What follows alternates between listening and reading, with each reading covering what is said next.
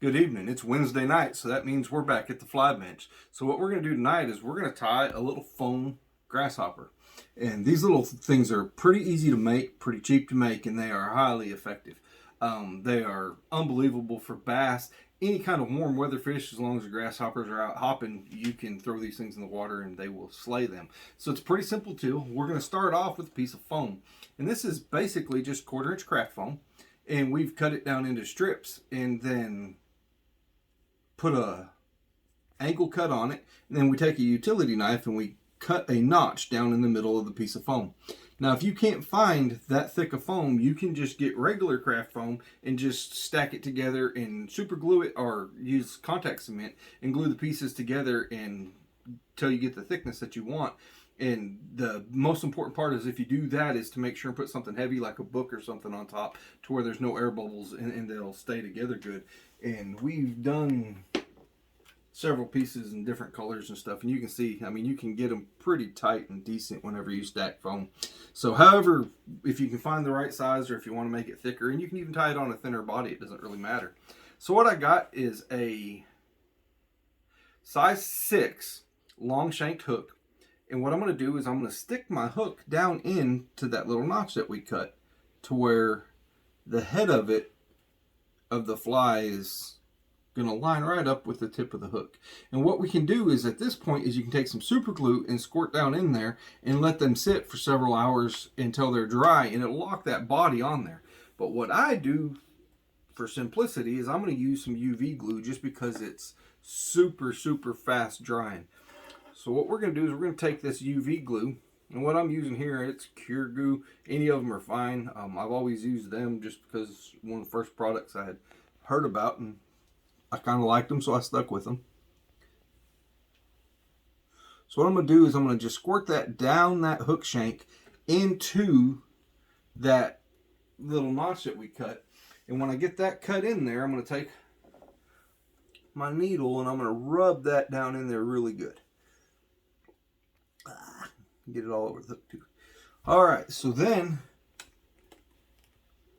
try to get the majority of that mess picked up. We'll take our UV light. We're just going to go right over the top of that thing. And this stuff works pretty good. Doesn't take very long. I probably light it up a little bit longer than it needs, but for safety's sake, it's just pretty good. And you can get UV stuff. Some hardware stores even carry it. It's the same stuff that they use when they work on your teeth in your mouth. It's instant fast. That's where it originally came from. So, all right, so now you can see that is dry and that hook is locked in. So we're going to put our hook in our vise. Now, being this body is orange, I'm going to go with an orange thread. Now, you can make these things in yellows and greens and browns, any earth tones that you want.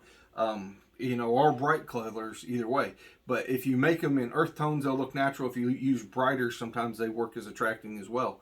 So I'm going to hold that body down, and I'm going to take my thread, and I'm going to wrap, basically making the abdomen of the fly, tying in between the head and the body.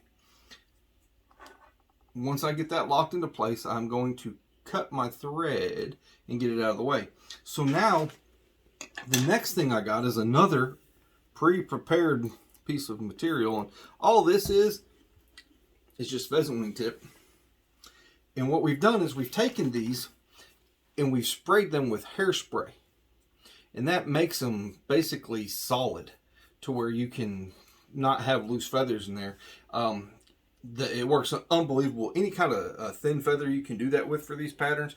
I've even taken dryer sheets and cut them into the shape of a wing and folded them down. But for this one, we're going to use these. And like I say, we sprayed them with hairspray the night before to where they were all as one. So now we're going to fold that thing in half. Once we get that folded in half, we're going to set that right over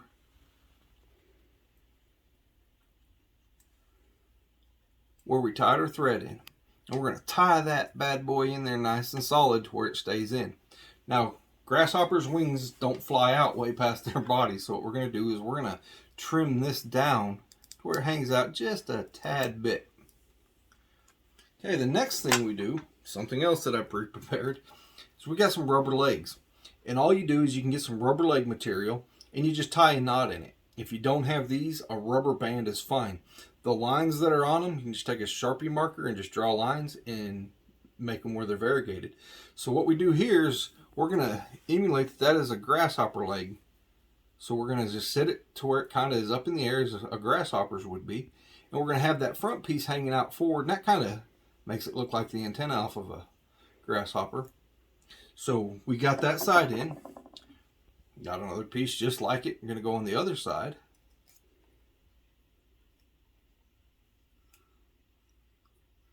Do a couple wraps and get that in there. Then we want like a fuzzy feeling towards the bottom that's realistic and to kind of hide our thread a little bit. So what I'm going to do is I'm going to get some dubbing out of my little dubbing box. And all this is a polyester dubbing. And this actually is just yarn that we've made our own dubbing. And I'll do a video about that maybe this next week and show you guys how to make your own dubbing. It saves you a lot of money. So we're just going to spin our dubbing onto our string.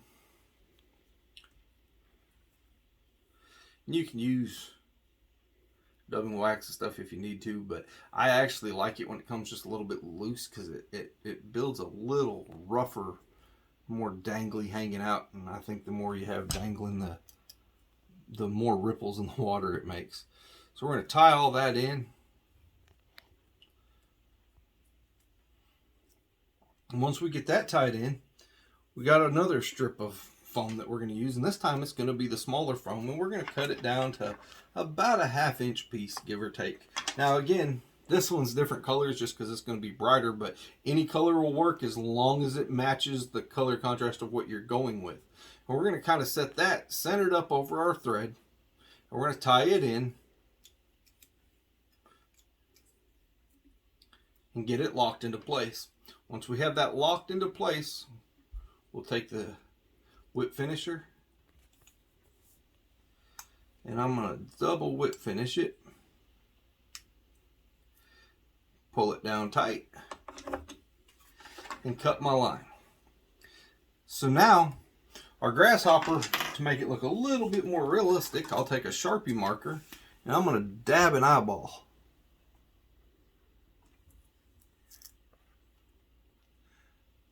Now, he'd probably cross-eyed as all get out, but that's going to be all right too. Maybe they'll pick on him because he's handicapped and take advantage of him and eat him up.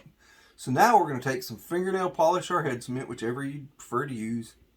And we're going to dab that over our string that we've tied in on our whip finish just to make it more durable. Then we'll take our needle, and I like to kind of wrap that everywhere I got that thread down with my head cement. And that's pretty much all there is.